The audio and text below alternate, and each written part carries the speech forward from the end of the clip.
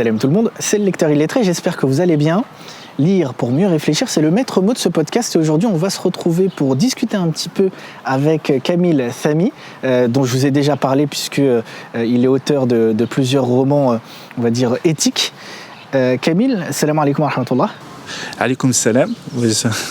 On est dans un endroit spécifique. Oui, donc pour raconter un petit peu aux auditeurs, là on vient de préparer quelques petites choses intéressantes. On ne vous dit pas plus de choses, plus de détails, mais on a préparé des choses intéressantes pour El Bayina. Et donc là on s'est posé dehors pour vous enregistrer un petit échange sympathique avec Kamil pour discuter un petit peu de ce qu'il fait. Alors on va montrer le cadre, on est derrière un terrain de foot avec des étudiants qui se préparent à faire un fond de, je crois que c'est quoi, de l'athlétisme, et on est à côté d'un mur pour pas qu'il y ait trop de vent. Pour pas qu'il y ait trop de vent. Donc voilà, voilà pour le making of, on va dire. Du coup, déjà, pour ceux qui ne te connaissent pas, comme je viens de le dire, tu es auteur de plusieurs livres. Tu as écrit par exemple L'amitié avant tout, tu as écrit également Fils à papa et récemment tu as écrit un recueil de nouvelles, c'est ça ? Ouais, Route initiatique. Très bien. Ma première question, ça va être de te demander déjà qu'est-ce qui t'a amené à écrire des romans ? Je suis tombé dessus par hasard. En fait, l'écriture, c'était pas quelque chose qui était pensé, réfléchi. Je vais essayer de la faire courte pour pas embêter tes auditeurs. En fait, donc moi j'ai un pied qui est au Maroc et un pied qui est en France parce que je suis issu d'une double culture. Je pense que pour la plupart des Français d'origine de l'Afrique. Tu vois. Et moi j'ai un père marocain et en plus une mère française. Donc c'est vraiment dans le sang que je suis mélangé. Et j'ai vécu une partie de ma vie au Maroc et une partie de ma vie en France. Et j'ai fait mes études en France, mes études au Maroc. Et à un moment, j'avais décidé, je venais juste de me marier, j'avais décidé de rentrer vivre au Maroc parce que je voulais essayer une nouvelle aventure. Et à partir de là, à cette époque-là, j'étais dans les vêtements. Et je voulais ouvrir une boutique à Agadir au Maroc, une boutique de vêtements. Je m'étais lancé dans cette aventure, donc j'ai ouvert une boutique. Il n'y avait pas une très grosse connexion Internet, puis à l'époque Internet c'était pas aussi bien développé que maintenant. Et dans cette boutique en fait, je vendais pas beaucoup de vêtements et j'étais assis toute la journée dans la boutique à attendre les clients. Et c'était compliqué pour moi et il fallait que Dieu me pardonne, que je tue le temps, tu vois. Et à partir de là, j'étais assis, j'avais un stylo, j'avais une feuille, une mauvaise connexion internet, donc je ne pouvais pas bien regarder les vidéos sur YouTube. Alors je me suis mis à écrire et à décrire ce que je voyais autour de moi. Donc je voyais à 5h l'après-midi quand les mères sortaient leurs enfants, ramenaient leurs enfants de l'école. À côté de moi, il y avait un mécanicien qui réparait des grosses motos. Et, tu vois, c'était un truc vraiment loufoque et je commençais à écrire et j'ai pris du plaisir. Franchement, j'ai pris du plaisir. C'était vraiment un exutoire pour moi. Et ça m'a fait beaucoup de bien au départ. Et dans une ancienne vie, j'étais musicien. Donc, je faisais de la musique et tout ça. Donc, ça m'arrivait à écrire des paroles et tout ça. Donc, tu avais déjà ce lien avec l'écriture déjà en tant que musicien ? J'avais ce lien un petit peu égocentrique. Tu vois, du soi-disant artiste qui avait besoin de dire à voix haute ou d'exprimer ce qu'il ressentait. Et du coup, quelle différence tu as vue entre quand tu écrivais des textes pour la musique et quand tu as commencé à écrire des romans ? Est-ce que tu as senti une différence ? Je ne vais pas rentrer moi, dans le côté religieux, musique, haram, halal et tout ça. Mais moi, je m'étais lancé dans la musique très, très, très, très sérieusement et ça m'a pris beaucoup d'années. J'ai perdu beaucoup d'années. C'est à cause de ça que j'ai pas continué mes études parce que j'étais en studio et tout ça. La différence, c'est que dans la musique, tu es limité parce que tu as un rythme et tu dois écrire des paroles impactantes avec des rimes dans un espace de temps très court. Ouais. Et dans le roman, tu peux plus approfondir ton texte, tu peux plus développer. Donc tu es plus libre. Tu es plus libre et tu peux vraiment... et puis tu passes d'un personnage à un autre. Tu es vraiment dans dans une dynamique où le temps il est un peu plus long. Tu vois. Ouais. Mais en fait, c'est à peu près la même chose dans le sens où tu t'exprimes, quoi. C'est un exutoire. Ouais. Et du coup, quel message tu essayes de faire passer dans tes romans, justement, ou dans tes nouvelles? Au départ, c'est une histoire. Déjà, il faut qu'il y ait une intrigue. Moi, j'écris pas d'essai. Le roman, c'est une discipline qui est liée au divertissement. Donc, dans un premier lieu, si tu n'as pas une intrigue, tu n'as pas une histoire, des personnages qui sont attachants, qui évoluent à travers ton histoire, ça ne marche pas. Donc, à partir de là, c'est quelque chose qui est primordial. Maintenant, moi, les messages que je peux passer par rapport à ma personne, c'est que j'essaie de parler de ce que je connais, de mettre des personnages qui me ressemblent, des personnages que j'ai observés. Et entre parenthèses, c'est des musulmans du quotidien, pas des musulmans qu'on fantasme et qu'on voit. Et ce qui est triste, c'est que la plupart des romanciers africains, ceux qui sont en tête d'affiche dans des maisons d'édition à succès, représentent pas en réalité le musulman du quotidien qu'on voit dans les. C'est une espèce d'élite en fait qui va peut-être pas autant parler qu'un roman, on va dire, avec des personnages vraiment plus proches de ce qu'on peut voir dans le quotidien, quoi. Exactement, c'est souvent des rôles de caricaturaux, comme dans les films. L'arabe, c'est soit un voleur, soit un terroriste, soit une femme libérée dans le sens où elle fait ce qu'elle veut de son corps, comme elle veut. Mais se libérer de la tradition pour être... c'est toujours des stéréotypes et tout ça. C'est souvent ça. Tandis que moi, non. C'est des auteurs, des personnages que j'espère qui sont humains. Et c'est ça le problème, c'est qu'aujourd'hui, dans la communauté, dans les romans, dans les films et tout ça, à chaque fois je dis pas 100%, mais à 70%, c'est des personnages qui sont déshumanisés. Et ça, c'est triste. Et moi, c'est pas... Non, avant tout, c'est un humain. Après, il est musulman ou arabe ou quoi que ce soit. Donc, il faut qu'il ait des sensibilités. Voilà, et c'est ça le message que j'essaie de donner, c'est que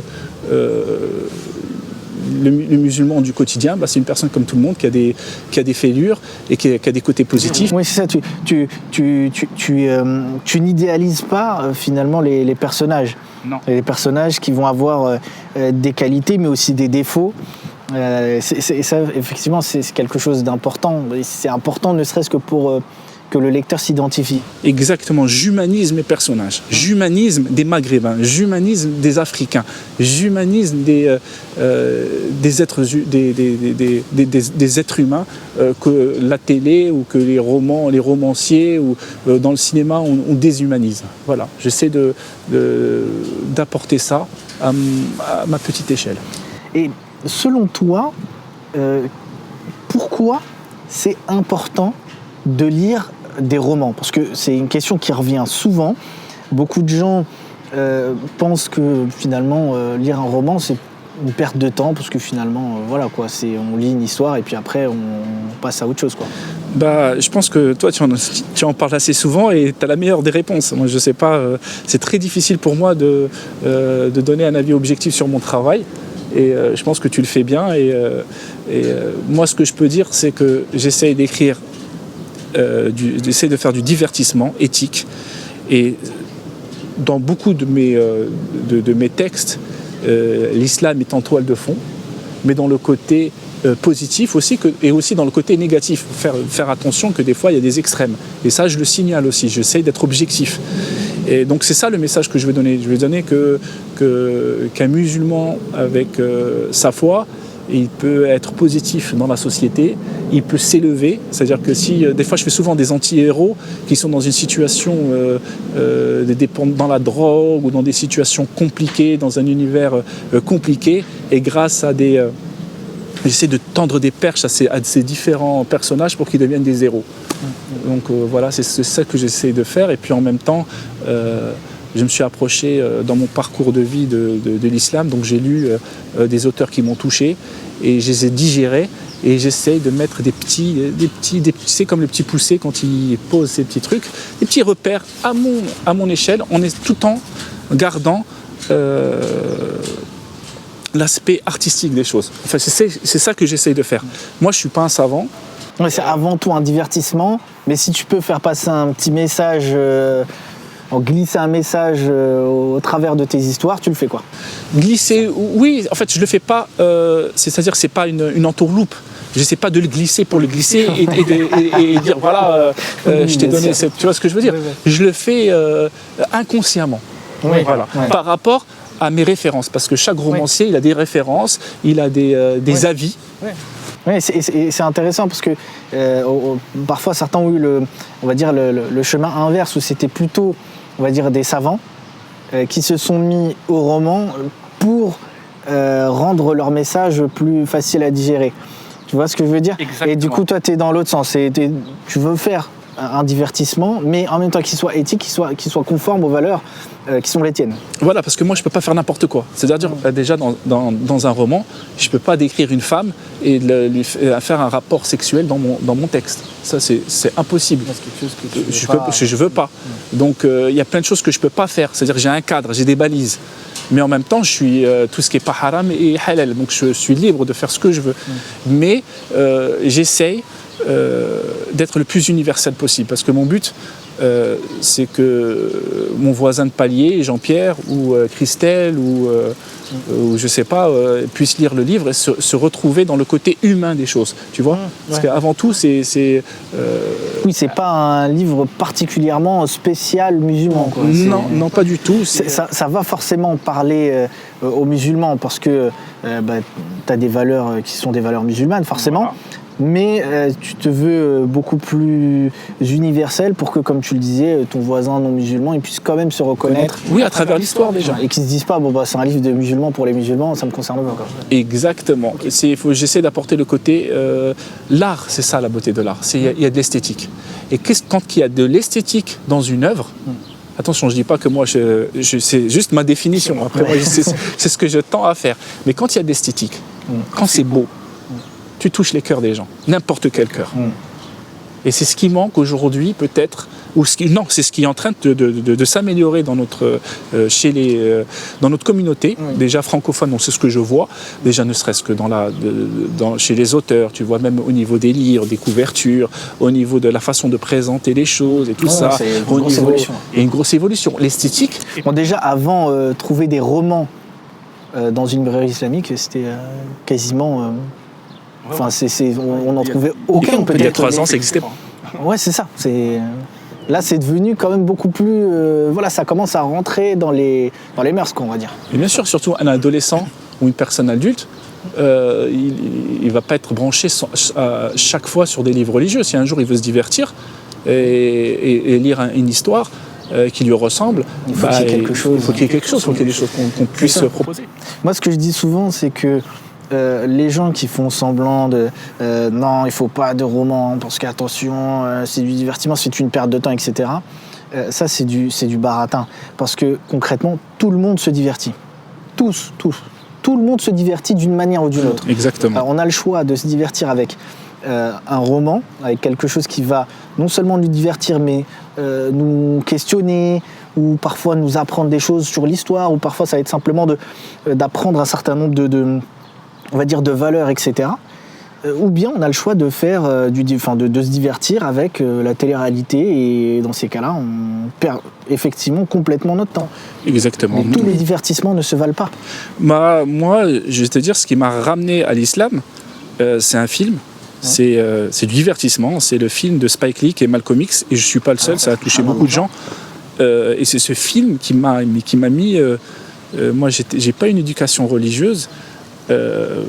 J'ai rien eu, et c'est ce film-là qui m'a même pas réconcilié, qui m'a montré la religion. J'étais jamais parti dans une mosquée. Et quand j'ai découvert ce livre, j'avais j'avais 15-16 ans. Et c'est à partir de ce film, après j'ai voulu lire son autobiographie, et à partir de là, je me suis mis à lire. Et ça rejoint ce que je dis également souvent. Pour aimer lire, il faut lire sur ce qu'on aime. Donc là, on a un bon exemple avec Camille. Il est parti d'un film qu'il a aimé. Il a lu un livre, l'autobiographie du coup de Malcolm X, et c'est ça qui a été sa porte d'entrée dans la lecture. Ça, c'est vraiment important parce que il faut arrêter de se culpabiliser, d'essayer de se calquer à 100% sur les goûts des autres. On n'a pas tous les mêmes goûts, et si on essaye de se calquer sur les goûts des autres, on va simplement se frustrer et abandonner. Ça ne rime à rien. Et autre chose, tu me disais en off que la particularité également du roman, c'est que en fait, ça vieillit bien mieux qu'un film. Exactement. Et ça, c'est intéressant. C'est-à-dire que le roman, c'est un véhicule qui traverse le temps. Ouais, exactement. Et ça pâtit bien avec le temps. Tandis que, par exemple, si tu regardes un film, au bout de 20 ans, 30 ans, comme ça va vite au niveau de la technologie, le film, au niveau de l'esthétique, il perd son charme, donc il n'arrive plus à capter l'auditeur. Et même le message, il est pas bien perçu. Et c'est pour ça d'ailleurs qu'il y a des remakes. Ouais. On fait souvent des remakes pour des nouvelles générations. Et tout ce qui est film, et même la musique, des fois tu vas écouter des musiques des années 20, et encore la musique c'est plus compliqué. Ouais, c'est plus compliqué. Mais c'est vrai que pour le film, particulièrement, par exemple, tu regardes, je sais pas moi, un Marvel d'il y a 15 ans, bah ouais. Alors que sur le moment, tu étais là, tu étais en extase et tout, tu te dis, oh, trop bien. Puis 15 ans plus tard, tu te dis, ah, mais le fond vert, on le sent, quoi, on le voit, les effets spéciaux, parfois, vieillissent mal, etc. Et c'est vrai que ça, c'est vraiment quelque chose de très, très juste. Là, tu as touché un point vraiment important. Un roman, en tous les cas, c'est plus facile de trouver des romans qui vieillissent bien que des films qui vieillissent bien. En tous les cas, sûrement. Maintenant, il y a un effort. Il faut lire, il faut se concentrer, il faut donner la chance à l'auteur, c'est-à-dire même si au bout des 4-5 premières pages, tu n'es pas rentré dans le livre, donne-lui 10 pages. Et puis au bout de 20 pages, si ça ne te plaît pas, bah, tu zappes parce qu'après, ça va te dégoûter de la lecture et tu passes sur un autre livre. On est d'accord. Ça aussi, c'est quelque chose sur lequel il faut déculpabiliser. Le mot déculpabiliser, pour moi, il est vraiment important parce qu'on se met des espèces de carcans, des obligations qui n'existent en réalité pas. Tu vois. Certaines personnes pensent qu'il faut absolument, quand j'ai commencé un livre, je dois le finir.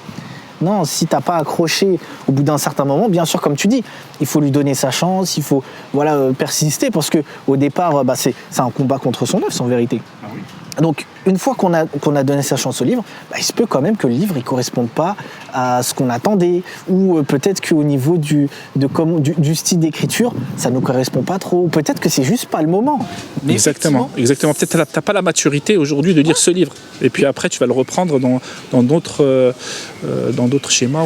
Ça se trouve, dans un mois, tu relis le même livre et tu vas le lire d'une traite. Moi, ça m'est déjà arrivé plein de fois, et plein de gens que je connais ont eu la même expérience, et parfois c'est juste pas le moment. Tu sais pas expliquer vraiment pourquoi. Exactement. Mais c'était pas le moment. Tu reprends le livre un mois plus tard et waouh, c'est la révélation, quoi, limite. Exactement. Il y a aussi une chose qui est importante, c'est que même les auteurs aujourd'hui, ils doivent réinventer leur manière d'écrire, parce qu'aujourd'hui il y a Instagram, il y a les réseaux sociaux, il y a tout ça. Donc même au niveau de la technique d'écriture, on peut plus écrire comme avant. Même ça joue. On ne peut plus écrire comme avant, surtout si tu veux taper un lectorat d'adolescents ou jeunes adultes ou même des adultes, ils ne lisent plus de la même manière. Donc il faut t'adapter, tout en gardant un style, tout en gardant une écriture personnalisée et en donnant de l'émotion à travers ton texte. Mais tu es obligé de t'adapter. Oui, en fait, c'est un juste milieu entre ce que tu veux offrir aux gens et ce qu'eux peuvent supporter, on va dire, entre guillemets. C'est vrai que c'est vraiment important de ne pas être trop, on va dire, éloigné des gens. Il ne faut pas être dans ton délire. Quand tu es un auteur, ouais, c'est ça. Et il faut faire très attention. Ne pas rester dans ton délire, effectivement. Ton délire, il faut... moi, j'essaye de ne pas me perdre. Et je tiens à remercier mon épouse, parce que sans elle... je ne sais même pas si je pourrais finir mes livres. C'est-à-dire qu'elle est là, c'est un support pour moi, et j'en suis sûr que je ne suis pas le seul. Et j'ai lu beaucoup de biographies d'auteurs, et leur épouse, les personnes proches, elles font partie de l'écriture. Moi, ma femme, si j'écris mon livre sur 100%, elle a 35%, 40% dans mon travail. Je ne fais pas ça tout seul, parce qu'elle relit, elle me dit là tu devrais faire ça, là tu devrais ça, là, parce que c'est ma première lectrice, c'est mon premier... et comme c'est une personne qui est pas très émotive, tout de suite elle me dit cache, c'est pas bien là. Ça, c'est bien. Tu Les gens vois, cachent, c'est ce qu'il faut. tu vois, et pour lui mettre de l'émotion, il faut. c'est pas évident. Mais ce que tu dis, ça me fait penser à une histoire de Stephen King. Le premier roman qu'il a écrit, je ne me souviens plus du titre, mais à la base, lui, il n'avait pas aimé. C'est pourri. Il l'a jeté à la poubelle et c'est sa femme qui l'a récupéré dans la poubelle. C'est impressionnant. Elle a récupéré la poubelle. Elle a dit non, il est très bien. Faut le terminer. Et après, ça a été publié. Et depuis ce moment-là, il est devenu super connu après, quoi. Moi, c'est le contraire. J'avais bien aimé. Elle m'a dit non, c'est pas bon. Faut réécrire. Mais c'est bien parce que tu vois, ça fait un peu le lien avec quelque chose qui m'a été, dont j'ai parlé avec une correctrice professionnelle sur les réseaux sociaux, qui me disait l'importance justement des bêta-lecteurs. Ah oui. Donc les gens qui vont venir lire ton livre avant la publication et qui vont venir te dire cache, bon là mon gars, ça marche pas. Là, ça marche pas. Ici, il faut améliorer. Un enfant, ça ne parle pas avec ce genre de vocabulaire. Il faut améliorer ça. Exactement. Donc ça, c'est vraiment important. Et c'est quelque chose aussi qui exactement. Il faut aussi démocratiser un petit peu cette bêta lecture parce qu'elle apporte beaucoup de bénéfices. Mais ça, j'en parlerai dans une autre émission, très certainement avec un ou plus probablement une invitée. Inch'Allah. Barakallahu fik. Wafik, en tous les cas, merci pour toutes ces réponses. C'était vraiment très très cool. Très très bonne matinée avec Camille. Franchement, c'était vraiment bien. Pareillement, avec les lecteurs illettrés, n'oubliez pas de le suivre. Oui, abonnez-vous au podcast. Abonnez-vous sur les réseaux sociaux.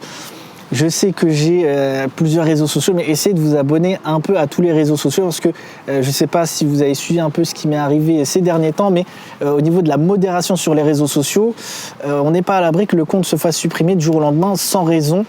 Donc voilà, abonnez-vous sur Insta, sur Twitter et sur Telegram principalement. Et je vais revenir là-dessus et je voulais te féliciter, mais c'est important d'être soutenu parce que c'est facile de se plaindre, de dire oui, on n'a pas de médias, on n'a pas de divertissement qui correspondent à nos idéaux, parce que le fait que vous êtes musulman, donc vous voulez des divertissements spécifiques. Si vous ne soutenez pas les gens, vous êtes responsable de la qualité de vos divertissements. Donc il faut soutenir le frère et il faut l'accompagner et accompagner tous les frères qui essayent de vous divertir ou de vous apporter du savoir, mais il faut vraiment les soutenir. Si vous ne le soutenez pas, vous aurez les médias ou le divertissement que vous méritez.